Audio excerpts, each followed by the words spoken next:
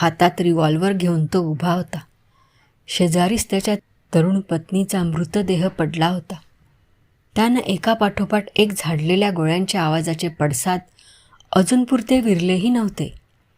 त्याच्या पत्नीच्या डोक्यातून अजूनही रक्त गळत होतं. खाली जमलेलं रक्ताचं थारोळं क्षणाक्षणाला वाढत होतं. रिव्हॉल्वरचे बार ऐकून जमा झालेले लोक दारातच उभे होते. त्याच्याकडे भयचकित नजरेनं पाहत. त्याच्या हातातल्या रिव्हॉल्वरकडे पाहून कुणाला पुढं होण्याचा धीर होत नव्हता. तो त्यांच्याकडे रोखून पाहत होता. त्याचा चेहरा विलक्षण हिंस्त्र दिसत होता. हा त्याचा नेहमीचा शांत चेहरा नव्हता. कसल्या तरी भयंकर नशेत जिंकल्यासारखा तो वाटत होता. केस विस्कटलेले, डोळे तांबारलेले, कपाळापर्यंत रक्त चढल्यामुळे चेहरा लालबुंद झालेला आणि ओठावर लांडग्यासारखं क्रूर हसू. तो त्यांच्याकडे पाहत होता आणि ते त्याच्याकडे. त्यांना एकमेकात कुजबुजण्याचं देखील धैर्य राहिलेलं नव्हतं. लहानशी हालचाल केली तरी तो आपल्याला टिपेल अशीच भीती जणू काही प्रत्येकाला वाटत होती. एखाद्या चित्रासारखी ती माणसं तिथल्या तिथंच गोठून उभी होती. या, पुढं या, तो अंगात संचारल्यासारखा ओरडत होता. मला पकडा, पोलिसात द्या. मी माझ्या बायकोचा खून केलाय. मी खुनी आहे, पण मला त्याचा पश्चाताप होत नाही. चांगलंच झालं ती मेली ते. मला ती नजरेसमोर देखील नको होती. शपथ सांगतो. आय हेटेड हर लाईक एनिथिंग. मी तिचा द्वेष करतो, भयंकर द्वेष करतो. I still hate her. मला तिचा टिटकारा आला आहे. ती वाईट आहे, ती भयंकर वाईट आहे, दुष्ट, नादान. आय हेट हर. दाराजवळ जी माणसं जमली होती त्यांच्यातलं कोणीतरी मागच्या मागं गेलं आणि त्यानं पोलिसांना फोन केला. काही मिनिटातच सायरन वाजला. पोलिसांची गाडी इमारतीसमोर थांबली. इन्स्पेक्टर भराभर जिना चढून आले. त्यांच्या पाठोपाठ 2 कॉन्स्टेबल्स. लोकांनी बाजूला होऊन पोलिसांना वाट करून दिली. रिव्हॉल्वर समोर धरूनच पोलीस ओरडले, drop that gun at once. त्याने आज्ञाधारकपणे रिव्हॉल्वर खाली टाकलं. त्याच्या मुद्रेवरचं ते क्रूर हास्य अधिकच पसरट झालं. डोंट वरी, तो चढलेल्या विचित्र आवाजात म्हणाला. मी तुम्हाला नाही मारणार. मी तिला मारीन, अजून मारीन, पुन्हा पुन्हा मारीन. I hate her. त्यानं पोलिसांना मुळीच प्रतिकार केला नाही. उलट हात पुढं करून तो त्याच विचित्र आवाजात म्हणाला, कम ऑन, अरेस्ट मी. मी माझ्या बायकोचा खून केलाय. मला पकडा. I don't mind. No, not at all. मला द्याल ती शिक्षा भोगायला मी तयार आहे. पण ती मेली ना, then I am ready to come with you. तो आपण होऊन पोलिसांच्या स्वाधीन झाला. हा सारा प्रकार पाहत इतका वेळ चित्रासारख्या उभ्या असलेल्या माणसांनी सुटकेचा निश्वास टाकला. ती पंचनाम्याला मदत करू लागली. Come on now. पोलीस स्टेशनसमोर त्याला आपल्या समोरच्या खुर्चीत बसवून इन्स्पेक्टर म्हणाले, तुम्हाला जे काय कन्फेशन द्यायचं ते आता द्या. कन्फेशन? What confession? त्यानं चकित होऊन विचारलं. कबुली जबाब. तुम्ही आपल्या बायकोचा खून केलात त्याचा. खून? त्यानं आश्चर्याने विचारलं. कुणाचा? तुमच्या बायकोचा. आणि कुणाचा? किंचित वैतागून इन्स्पेक्टर म्हणाले, माझ्या बायकोचा खून झालाय? तो एकदम किंचाळून उभा राहिला. खाली बसा, खाली बसा. इन्स्पेक्टर खेकसले. नाटकं नकोत. तुमच्या बायकोचा खून केलाय तुम्ही स्वतःच. तरीच गाडीत बसल्यापासून कळत नव्हतं, मला तुम्ही इथं कशाला? बोलता बोलता तो एकदम रडू लागला. नाही हो, तुमची काहीतरी चूक होते. माझ्या बायकोचा खून झालेला असणं शक्यच नाही. ती जिवंत आहे. त्याला शोक अनावर झाला. इन्स्पेक्टरना गोंधळल्यासारखं झालं. पण एवढ्या तेवढ्यानं ते गांगरून जाणारे नव्हते. त्यांनी असे खूप गुन्हेगार पाहिले होते. भावनेच्या भरात गुन्हा करून जाणारे, त्याबद्दल फुशारका मारणारे आणि पोलीस स्टेशन दिसताच तो नाकारणारे. जसं काही परिणामांची कल्पना आल्यानंतर त्यांचं मन त्यांना खायला लागतं. आपण हा गुन्हा केला नसता तर किती बरं झालं असतं असं वाटायला लागतं. मग आपण तो केलाच नाही असं म्हणण्यापर्यंत त्यांची मजल जाते.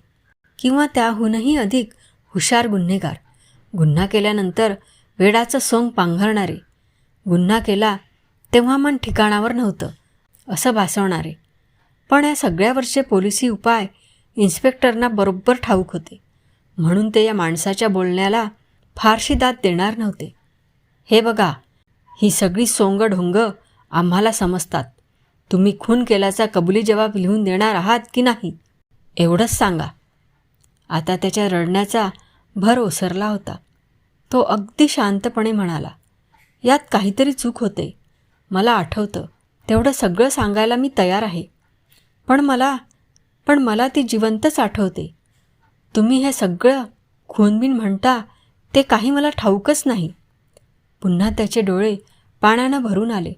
पण तुम्ही म्हणता ते खरंच असेल तर ते भयंकर आहे.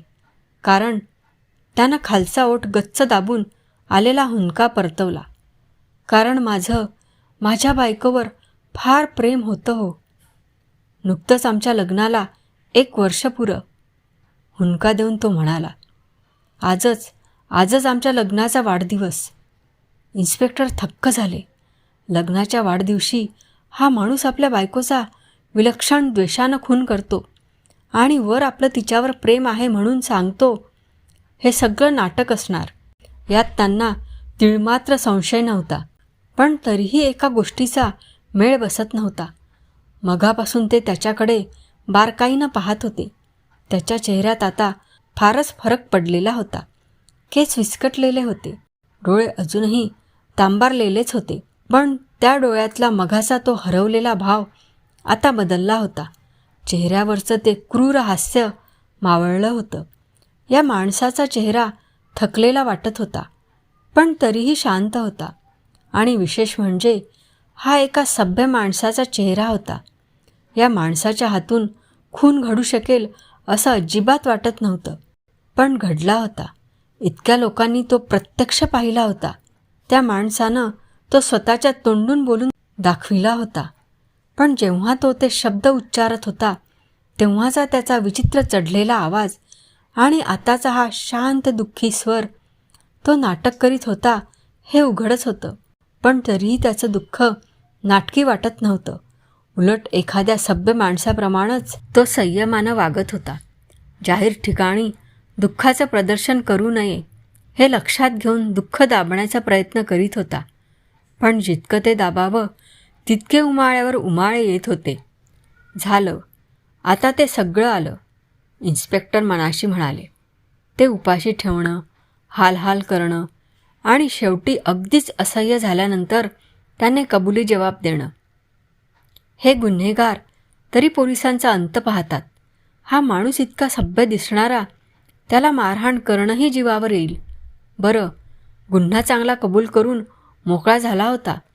पुन्हा नाकारून त्याला काय मिळणार? तापसकी नाही, त्याला आणि आम्हाला दोघांनाही. आणि एकदम त्यांना आपल्या प्राध्यापक मित्राची आठवण झाली. पोलिसांच्या पद्धतीवर तो नेहमी टीका करायचा. नुसत्या हडेलहप्पी वागणुकीपेक्षा आणखी पुष्कळ चांगल्या मार्गांनी गुन्ह्याचा तपास लावता येतो असं तो म्हणायचा. असली एखादी केस आली तर मला कळव म्हणायचा. इन्स्पेक्टरांनी प्राध्यापकांचा फोन नंबर फिरवला. अर्ध्या तासानं प्राध्यापक पोलीस स्टेशनवर आले. तेव्हापर्यंत तो गृहस्थ पुष्कळ शांत झाला होता. इन्स्पेक्टरशी तो खूपच अदबीनं वागत होता. त्यांनीही आपला पोलिसी खाक्या बाजूला ठेवून त्याला सौम्यपणे इकडचं तिकडचं बरंच काही विचारलं होतं. सगळ्याची उत्तरं त्यांना पटदिलशी दिली होती. खुनाविषयी मात्र त्याला काहीही आठवत नव्हतं. आणि आपल्यावर खुनाचा आरोप आहे यापेक्षा आपली लाडकी पत्नी वारली याचंच दुःख त्याला अधिक होत होतं. प्राध्यापकांनी त्याचं म्हणणं नीट समजावून घेतलं. त्याच्या घरचा प्रकारही इन्स्पेक्टरनं त्याच्यासमोरच सांगितला. त्यांचं सांगणं तो गृहस्थ आश्चर्यानं ऐकत होता. यातलं काहीच तुम्हाला आठवत नाही? प्राध्यापकांनी आपल्या विरळ होत चाललेल्या केसांवरून हात फिरवीत विचारलं. त्यांच्या प्रश्नाला उत्तर न देता तो म्हणाला, प्लीज, माझी एक रिक्वेस्ट आहे. मला जरा घरी नेता का? मला तिला एकदाच पाहू द्या, शेवटचं. आणि इन्स्पेक्टर म्हणतात म्हणून, पण मला तरी वाटतं की ती अजून जिवंत आहे. घरी गेल्यावर ती मला जिवंतच भेटेल. नेहमीचा शिरस्ता बदलून त्याला परत घरी नेण्यात आलं. पण जाईपर्यंत फारच उशीर झाला होता. तिला स्मशानात नेण्यात आलं होतं. आय एम सॉरी, तुम्हाला तिला पाहता येणार नाही, प्राध्यापक त्याला म्हणाले. तो काहीच बोलला नाही. जाऊया ना परत, इन्स्पेक्टरने विचारलं. नाही, मला ती जागा बघायची, प्राध्यापक म्हणाले. जिथं तिचा खून झाला ती. तिघेही त्या घरात गेले. दारावरच्या कॉन्स्टेबलनं बाजूला होऊन वाट दिली. चांगला सजवलेला दिवाणखाना, TV, radio, phone, sofa set, भिंतीवर चित्र, फुलदाण्यात फुलं. ही माणसं नुसतीच सधन नाहीत, रसिकही आहेत. प्राध्यापक विचार करीत होते. लग्नाला जेमतेम वर्ष झालेलं. बायकोनं किती हौसेनं शृंगारला होता हा संसार. आणि आता वर्ष पुरं व्हायच्या आत त्या संसाराची ही वाताहत. ती इथं पडली होती, इन्स्पेक्टर दाखवीत होते. आणि हा इथं उभा असाच, असा. पुन्हा ठार मारीन मी तिला, तो विचित्र चढ्या आवाजात ओरडून म्हणाला. पुन्हा पुन्हा ठार मारीन. त्याचा चेहरा पुन्हा मगासारखा क्रूर दिसू लागला होता. कपाळात रक्त चढलं होतं. हाताच्या मुठी वळल्या होत्या. हातात रिव्हॉल्वर असतं तर त्यानं पुन्हा ते झाडायला कमी केलं नसतं. I hate her, I hate her. Police स्टेशनवरचे सारे दिवे जळत होते. तो समोर बसला होता आणि इन्स्पेक्टर त्याचा कबुली जबाब लिहून घेत होते. आज आमच्या लग्नाचा वाढदिवस, म्हणून मी माझ्या फर्ममधून लवकर निघालो. वाटेत कार थांबवली आणि फुलं घेतली. नुसती ग्लॅडिओला. तिला ग्लॅडिओला फार आवडायची. इतर फुलांची गर्दी नको वाटायची, म्हणून फक्त ग्लॅडिओलाचा गुच्छ. इन्स्पेक्टर अधीरपणे काहीतरी बोलणार होते, पण प्राध्यापकांनी त्यांना थांबवलं. त्याला बोलू दे, असं खुणावलं. फुलांचा गुच्छ हातात धरून मी बेल वाजवली. बायकोनंच दार उघडलं. घरात दुसरं कुणी नव्हतंच. मी दार पायानं लोटल्यासारखं केलं आणि तशीच तिला मिठी मारली. तिनं काहीतरी खोटी तक्रार केली, पण मी तिकडे लक्ष दिलं नाही. तीही क्षणार्धात माझ्या स्वाधीन झाली. काही क्षण आम्ही तसेच एकमेकांना गच्च मिठी मारून उभे राहिलो. मग थोड्या वेळानं ती बाजूला झाली. पुन्हा तक्रार वजा काहीतरी बोललो, म्हणजे केस विस्कटले किंवा असंच काहीतरी. मी हसलो. ती घरात गेली आणि माझे बूट काढून व्हायच्या आत चहा घेऊन आली. माझीही एक सवय आहे, मला अगदी घरात आल्या आल्या चहा लागतो. ती देखील माझ्या एकूण एक बारीक सारीक सवयी लक्षात ठेवून तसं वागते. मला जास्तीत जास्त बरं वाटेल असं करते. आपलं आवंढा गिळून तो म्हणाला. करायची. इन्स्पेक्टर हरवल्यासारखे प्राध्यापकांकडे पाहत राहिले. कुठं चाललंय हे सारं? पण प्राध्यापक शांतपणे ऐकतच होते. तिनं 2 कप चहा आणला आणि आम्ही दोघं पीत बसलो. मला एकट्यानं खायला प्यायला कधीच आवडत नाही. ती कितीही कामात असली तरी मी तिला माझ्याबरोबर येऊन बसायची सक्ती करायचो. चहा पिता पिता ती म्हणाली, आज एक गंमत झाली. मी विचारलं, कसली? ती म्हणाली, आज कोण येऊन गेलं असेल, ओळखा पाहू. मी म्हटलं, तूच सांग. ती म्हणाली, तो आला होता. तो म्हणजे लग्नापूर्वीच्या तिच्या ओळखीतला एक जण. त्यावेळी तिनं आपल्याशी लग्न करावं म्हणून तो तिच्या अगदी हात धुवून पाठीमागं लागला होता. तिला तो अजिबात आवडत नसे, इतका की त्याचं नावसुद्धा ती घ्यायची नाही. तरीसुद्धा तिनं मला त्याच्याविषयी सारं काही सांगून टाकलं होतं. तशी फारशी गरज नसतानाही. पण तिचा स्वभाव फारच मोकळा होता. माझं नेमकं प्रेम होतं ते तिच्या या स्वभावावरच. त्यामुळे आमच्यात कसलीच रहस्य नव्हती. दोघांचाही एकमेकांवर पुरता विश्वास होता. तेव्हा पुढं मागं देखील आमच्या प्रेमाला तडा जायची भीती नव्हती. त्याला दाद न देता तिनं माझ्याशी लग्न केलं. त्यामुळे अर्थातच तो माणूस फार दुखावला. लग्नानंतर बरेच दिवस तो दुःखीच होता. आमच्याकडे तर तो कधीच आला नाही. आणि आज मात्र लग्नानंतर बरोबर 1 वर्षानं आमच्या लग्नाचा पहिला वाढदिवस अचूक ध्यानात ठेवून तो आला होता. तिच्यासाठी प्रेझेंट घेऊन, वाढदिवसाचं. खूप मन मोकळं करून बोलला म्हणे तो. म्हणाला, माझं चुकलं.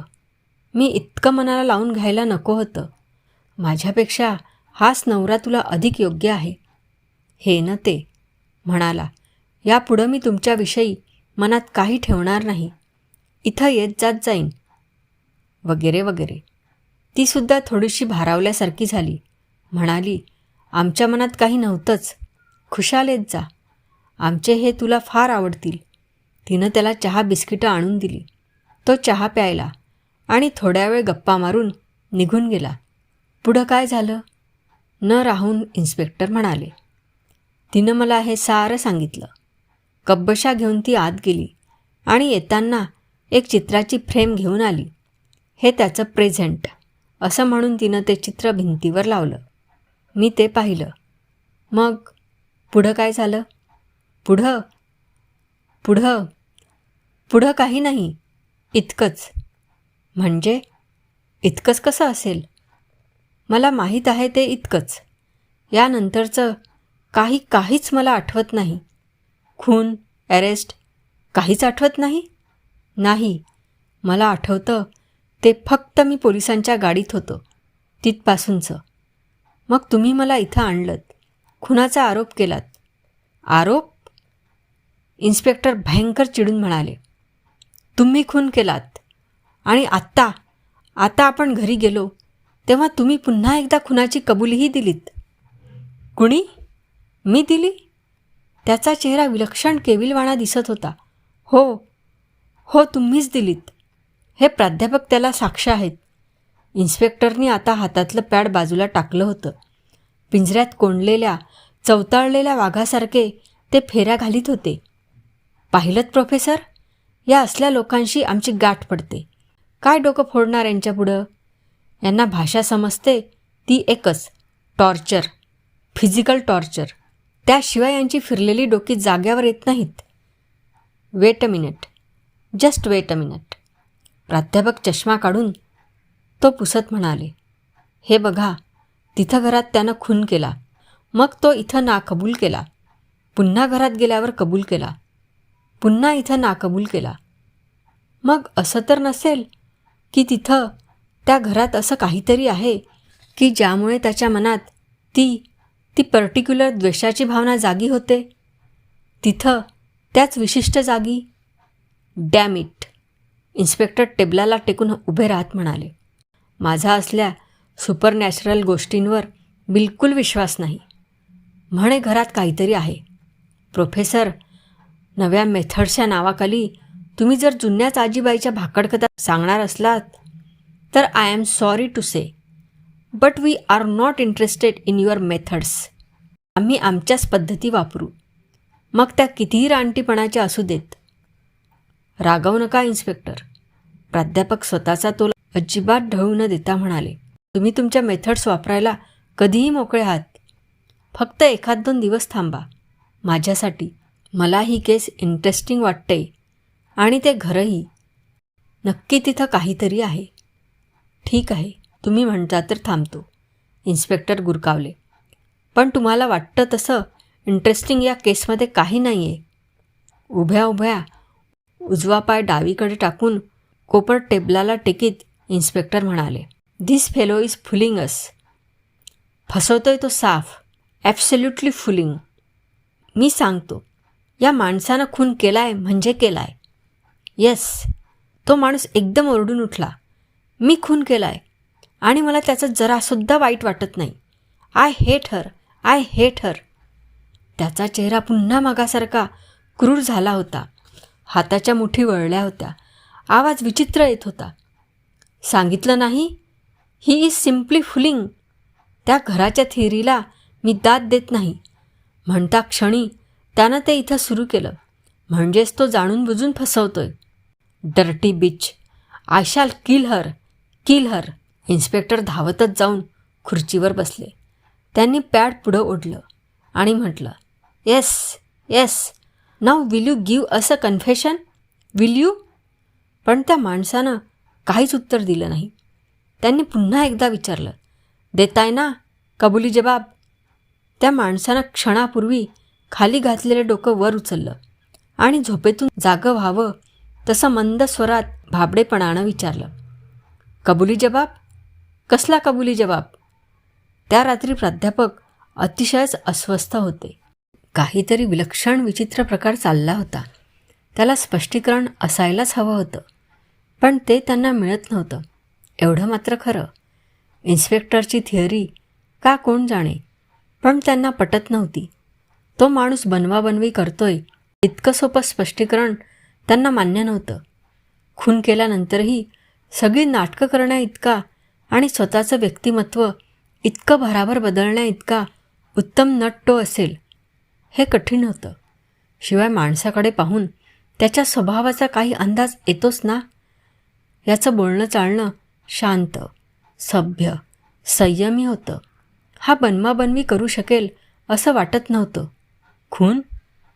मे बी, पण बनवाबनवी इम्पॉसिबल.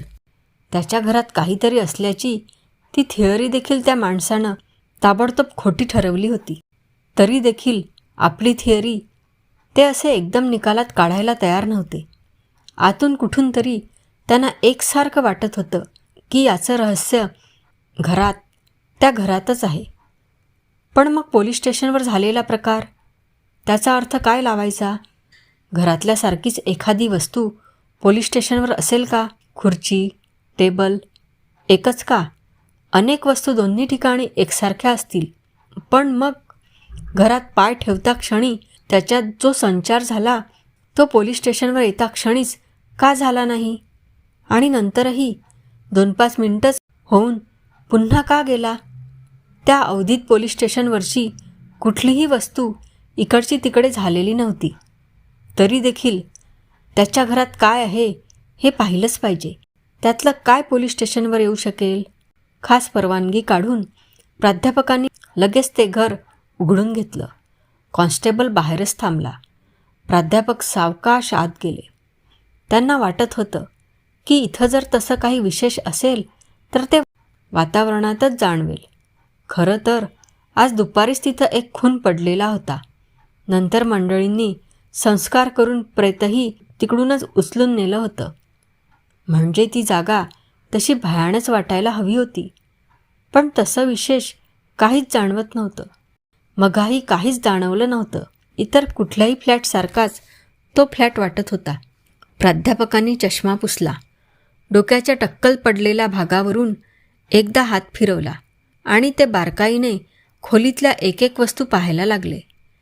यातली कुठली वस्तू आज अचानक पोलीस स्टेशनवर हजर झाली असेल? कुठलीही नाही. कुठली येऊ शकेल? कुठलीही नाही. टीपॉयवरच्या शोभेच्या वस्तू, सोफा सेट, टेबलवर पडलेला फुलांचा गुच्छ. टेबल, पण पोलीस स्टेशनवरचं टेबल असं नव्हतं. हां, इन्स्पेक्टरच्या हातात पॅड पेन्सिल होती. इथं ती नव्हती. ते चित्र नुकतंच भिंतीवर लावलेलं. TV सेट, त्यावरचा जपानी पुतळा. क्षणभर प्राध्यापक त्या जपानी पुतळ्याचा विचार करीत बसले. इन्स्पेक्टर रूपानं थोडेसे जापानी वाटतात का? आपल्या या विचाराचीच त्यांना गंमत वाटली. समजा जरी त्यांचं नाक या पुतळ्यासारखं चपटं असलं तरी ते एकाएकीच तर तसं झालं नाही. मग विचार करता करता थकून जाऊन प्राध्यापक सोफ्यावर बसले. क्षणभर त्यांनी डोळे गच्च मिटून घेतले. मग उघडले. सिगरेट ओढीत ते समोरच्या भिंतीवरच्या चित्राकडे पाहत बसले. चित्र कसलं ते? नुसते ब्रशचे 2 पट्टे, एकमेकांना छेदणारे. उरलेली जागा कोरी. Modern art. प्राध्यापकांचं थकलेलं मन आता विचारच करायला तयार नव्हतं. सिगरेट ओढीत ते नुसते समोर पाहत सोफ्यावरच बसून राहिले आणि एकदम चटका बसावा तसे ते उठून उभे राहिले. त्यांच्या तोंडून एक निसट्टी शीळ बाहेर पडली. चुटकी वाजवून ते त्या फ्लॅटच्या बाहेर आले आणि भराभर जिना उतरू लागले. दुसऱ्या दिवशी ते पोलीस स्टेशनमध्ये शिरले. ते शीळ वाजवीतच त्यांना पाहिल्याबरोबर इन्स्पेक्टर टिंगल केल्याच्या सुरात म्हणाले, गुड मॉर्निंग प्रोफेसर. आज कसली नवीन थिअरी आणली? थिअरी बिअरी काही नाही, प्रॅक्टिकलच दाखवतो तुम्हाला. तुमच्या त्या मर्डरच्या चार्जवाल्या माणसाला घेऊन या. का? तुम्ही त्याच्याकडून कबुली जबाब मिळवणार आहात? कबुली जबाब नाही, पण मी तुम्हाला सिद्ध करून देणार आहे की तो बापडा स्वतःच्या मनानं हे काही करीत नाही आहे. मग कुणाच्याही असेल, माझ्यासुद्धा. मी दाखवू त्याच्यात हे बदल घडवून. तुम्ही? इन्स्पेक्टर हादरले. हो, मी.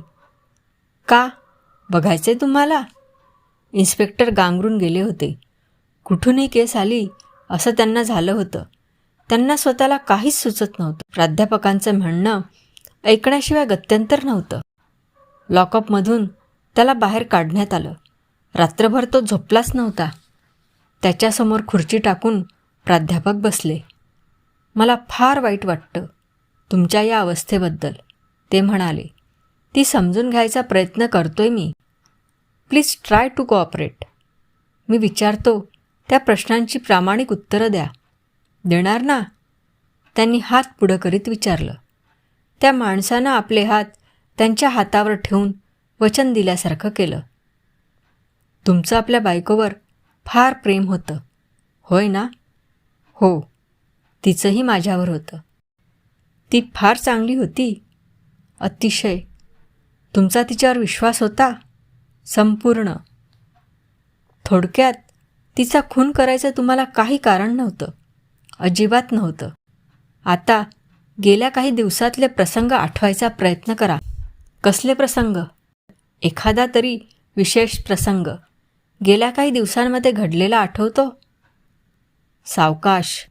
सावकाश विचार करा. काही वेळ तो विचार करीत राहिला.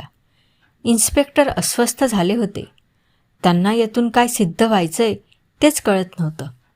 प्राध्यापक मात्र शांतपणे गुडघ्यावर बोटं आपटीत बसले होते. तसं विशेष काही घडलं नाही, तो म्हणाला. पण गेल्या आठवड्यातली गोष्ट. मी माझ्या ऑफिसमध्ये काम करीत होतो. मग काय झालं? पुढं झुकून दोन्ही हातांनी आपले दंड पकडीत प्राध्यापक म्हणाले. काय पाहिजे तुम्हाला? तो एकदम वरच्या आवाजात किंचाळू लागला. मी सांगितलं ना एकदा, मी तिचा खून केला म्हणून. मग आता काय आणखी? मला शिक्षा द्या, मला फाशी द्या. त्याचा आवाज कापत होता. चेहरा लालबुंद झाला होता. हाताच्या मुठी वळल्या होत्या. त्याच्यातला खुनी परत एकदा जागा झाला होता. हे थांबवायला हवंय? प्राध्यापकांनी इन्स्पेक्टरना विचारलं. म्हणजे तुम्ही हे थांबवू शकाल? का नाही? मला सुरू नाही का करता आलं?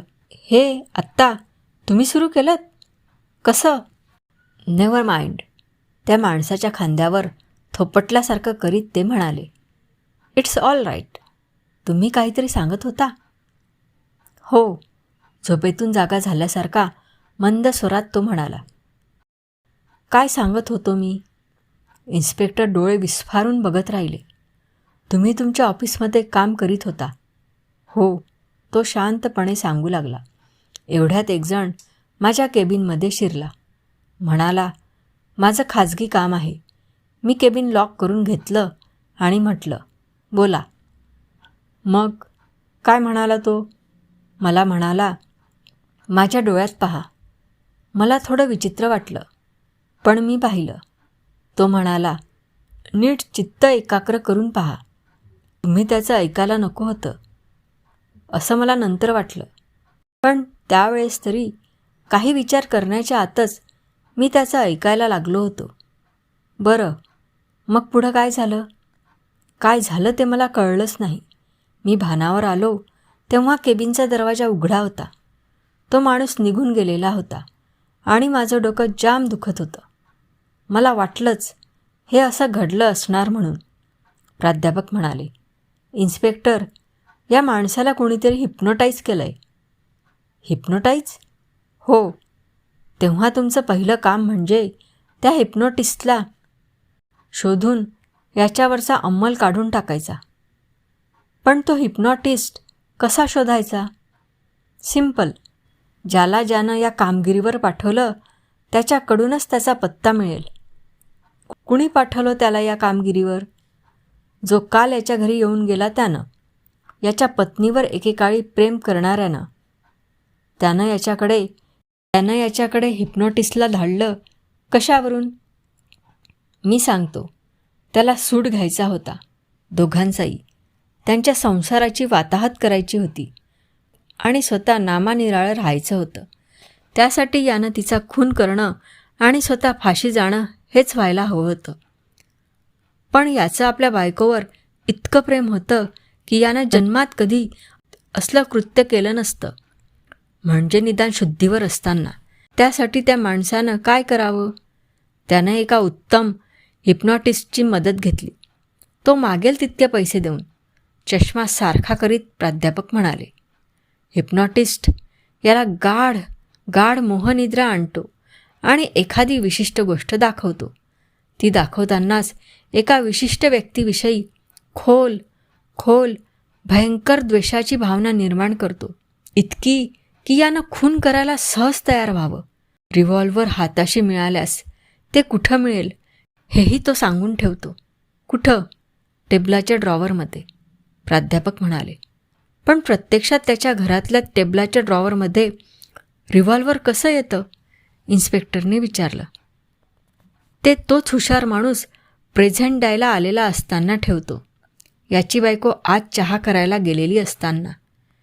हे सगळं पटण्यासारखं आहे, पण ते तसंच आहे हे तुमच्या लक्षात कसं आलं? सांगतो. हा माणूस, तो माणूस, हिप्नॉटिस्ट आणि हे पोलीस स्टेशन या सगळ्यांना जोडणारी एकच एक गोष्ट आहे. ती कुठली हे समजलं तेव्हा मला या रहस्याचा उलगडा झाला. कुठली?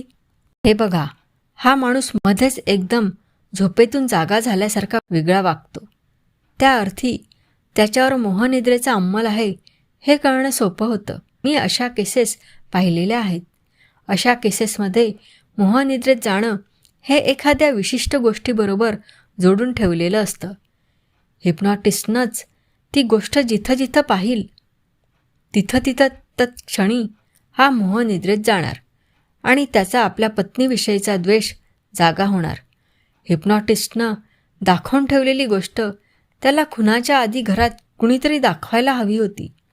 इथं त्याच्या पत्नीनं स्वतःच ती त्याला दाखवली. कुठली गोष्ट? ते प्रेझेंट दिलेलं चित्र. हो.